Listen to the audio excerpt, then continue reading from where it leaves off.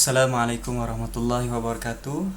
Abang-abang dan kakak-kakak sekalian, minta maaf cikgu tak dapat nak buat sesi Google Live kerana sebenarnya cikgu ni tengah pening. Cikgu baru sahaja disuntik vaksin AstraZeneca semalam. Pening lah, kepala sekarang ni tengah denyut. Tapi insyaAllah pembelajaran kamu juga lebih penting daripada itu. Jadi senang cerita, minggu depan kita akan mengadakan ujian untuk kamu semua. Bahasa Melayu ada dua kertas. Yang pertama hari Isnin, yang satu lagi cikgu tak ingat hari apa. Tapi yang kita akan mulakan dengan tata bahasa yang pertama, dan yang kedua kita akan pergi kepada penulisan. Yang hari ini kita akan belajar tentang penulisan. Jadi penulisan mengikut format UPSR.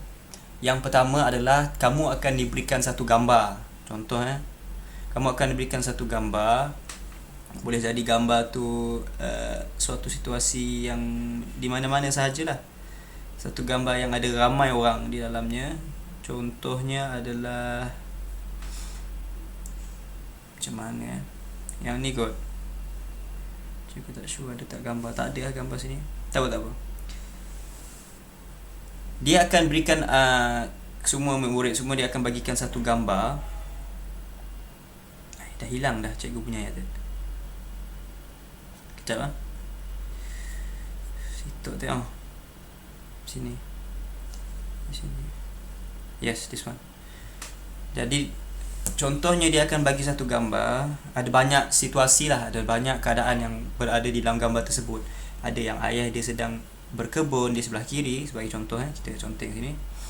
Ada ayah dia sedang berkebun. Ayah dia sedang menanam pokok. Okey, menanam pokok bunga lah katakan. Cikgu tak tahu sangat lukis bunga. Okey, tanam pokok. Yang sebelah ni dia buat apa? Ada seorang tu sedang naik basikal. Okey, naik basikal ataupun motosikal, wallahu alam, mana-mana boleh. Macam ni lah. Dia tengah naik basikal. Okey, ada macam-macam, mungkin lebih daripada 5 situasi ataupun kurang. Selalunya sama ada dia memang ada tunjuk 5 situasi ataupun lebih. Jadi kamu diminta untuk membuat 5 ayat berdasarkan gambar.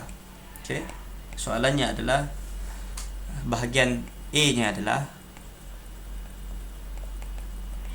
okey, ini adalah kertas penulisan bahagian A. Bina 5 ayat berdasarkan gambar. Okey, yang ini senang sahaja. Tekniknya ikut suka kamu sebenarnya. Asalkan tata bahasa betul, pilihan vocab yang betul, mudah difahami dan juga inilah ada maksud.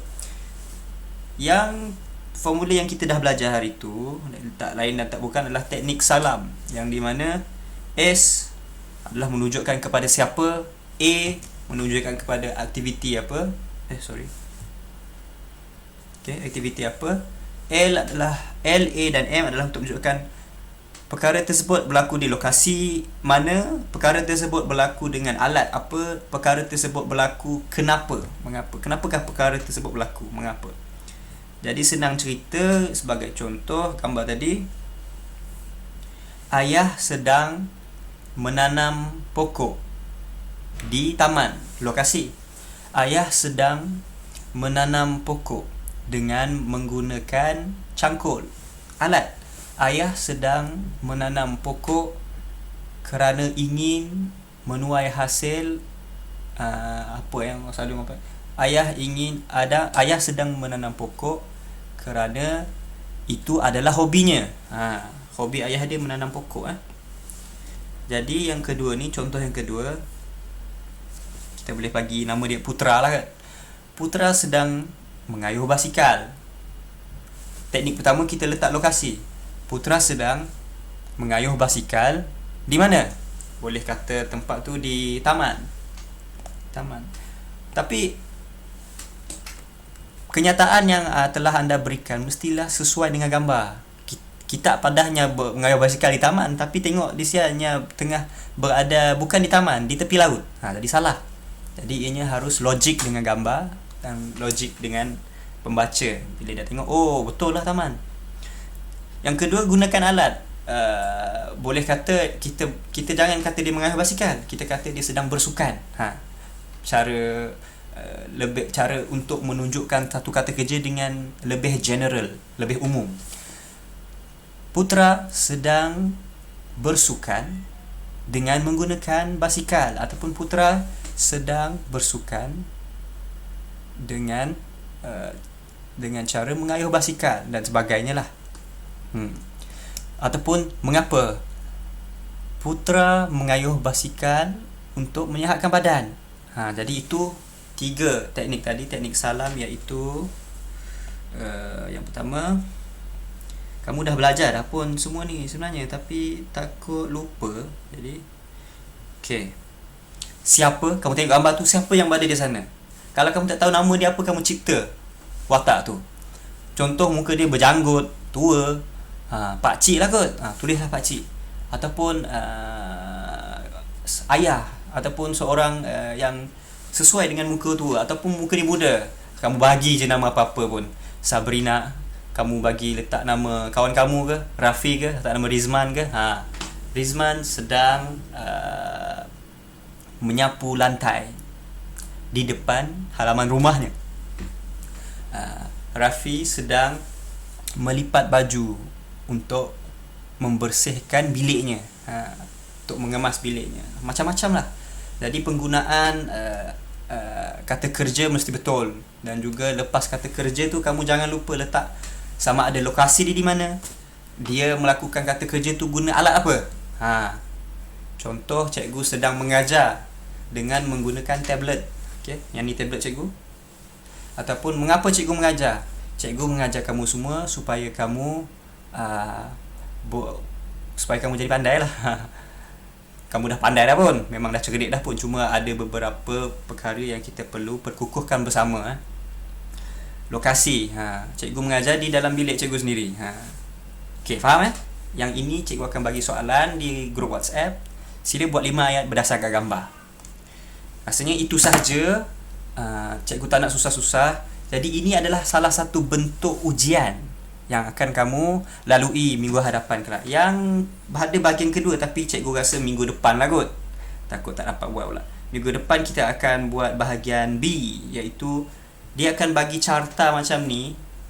Kamu ingat tak yang cikgu ajar 5 kata penanda wacana? Ini tak perlu hafal, sekadar imbas, sekali imbas.